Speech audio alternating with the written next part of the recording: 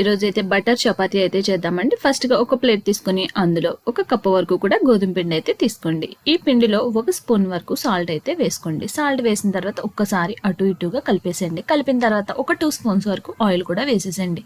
Oil కూడా వేసిన తర్వాత మొత్తం ఒకసారి కలపండి.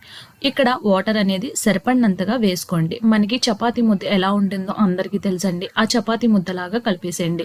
ఈ కలిపిన ముద్దని మనమైతే మూత పెట్టి ఒక హాఫ్ అన్ అవర్ అయినా సరే పక్కనైతే పెట్టేసుకుందాము. హాఫ్ అన్ అవర్ తర్వాత నేను ఇలా ఉండల్లాగా అయితే చేసుకున్నానని. మనకి చపాతీ ఏ విధంగా చేసుకోవాలో అంత సైజ్ అయితే చేసేసేయండి.